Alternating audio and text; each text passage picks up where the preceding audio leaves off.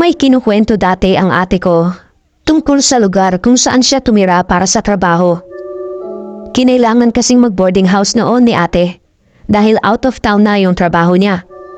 6 months yung kontrata niya, kaya marami siyang naipong kwento. Pagdating daw niya roon sa lugar, ay may kwentuhan na tungkol sa isang pamilya na namatay sa sunog. Nag-aaway raw yung mag-asawa dahil sa anak noong lalaki sa una niyang asawa na kasama nila sa bahay. Sabi-sabi na mas mahal daw noong lalaki yung anak sa unang asawa, kaya nagsiselos yung mga anak sa ikalawang asawa. Ito naman daw second wife ay sulsul din, kaya laging inaaway ng mga anak nila yung ate. Lalo tuloy nagkakagulo kasi nagsusumbong sa tatay yung ate. Ang gulo raw doon sa bahay ng mga yon kasi araw-araw at gabi-gabi nagsisigawan at nag-iiyakan. Hanggang isang araw ay bigla na lang nasunog yung bahay. Patay daw yung buong mag-anak. Na-confine muna yung anak sa unang asawa. Pero in the end ay namatay rin dahil sa suffocation. 3rd degree burns ang kinamatay noong mag-anak. Pero suffocation lang ang sa kanya. Sabi ay yun talagang anak sa unang asawa ang nagpasimula ng sunog. Siya lang kasi yung hindi gaanong nasunog. Parang paaso lang ang tumapo sa katawan niya. Tapos ay natagpuan pa siya na malapit sa pinto sa likod ng bahay na siyang huling nasunog. Samantalang yung mag-anak ay pare-parehong nasa kani-kanilang kwarto. Parang hindi na nagkaroon ng pagkakataon na makalabas. Noong i-check out ng mga investigador, ang sanhi ng sunog ay faulty electrical wiring.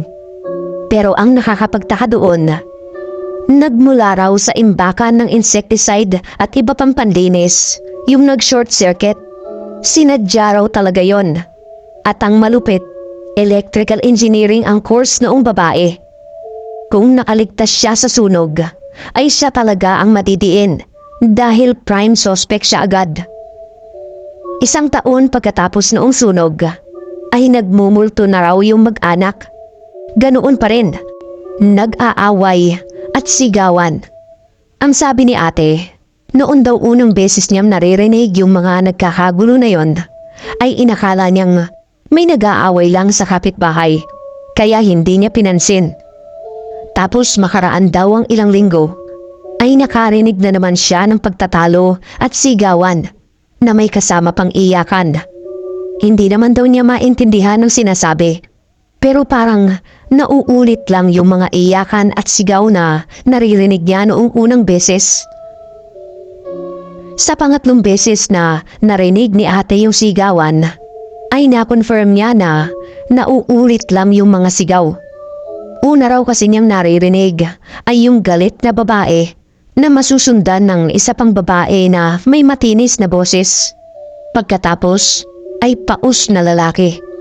Tapos yung galit na babae na naman. Laging ganoon.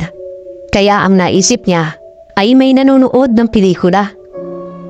Kinaumagahan ay pinagtanong daw ni ate sa tindahan sa tapat kung may naririnig daw bang sigawan yung mga kapitbahay. Natawa lang daw yung napagtanungan at sinabing kapag naririnig niya yon, ay lakasan na lang niya yung volume ng TV o kaya ay mag-headset. Tsaka raw ikinuwento noong ale ang tungkol sa pagmumulto ng pamilyang namatay dahil sa sunog. Ang alam lang daw ni ate noon ay yung namatay nga yung pamilya, pero hindi niya alam na nagmumulto pala ang mga yon. Hindi naman daw sila madalas magmulto. 4 na buwan na raw si ate sa boarding house nang marinig niya sa ikatlong pagkakataon yung mga sigawan. Yung pang-4 daw na aware na siya na multo ang mga yon, ay sobra daw siyang kinilabutan. Nung time na yun daw kasi, ay malinaw na yung mga sigaw at hindi mo iisipin na multo na lang ang mga yon.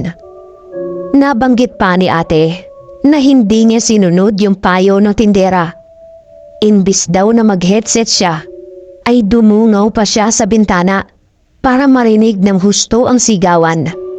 Narinig daw niya yung sinabi ng babaeng galit. Ang sabi raw nito, "Bakit hindi ka nalang mamatay?"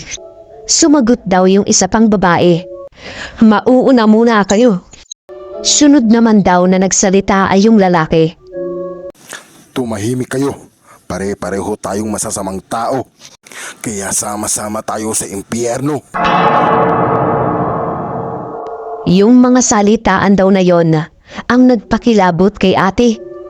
Ibig sabihin daw pala ay talagang masama ang samahan noong pamilya at may bantaan na talaga ng kamatayan. Walang nakakaalam kung ano talaga ang nangyari nung araw na yon. Kaya laking palaisipan pa rin kung bakit ito mga nagmumulto. Kayo, ano sa tingin ninyo? Iwan lamang kayo ng komento sa baba. Kaya samahan niyo ako at sabay-sabay natin alamin ang mga kwentong katatakutan dito lang sa Stories. Thank you for watching and please don't forget to like and subscribe.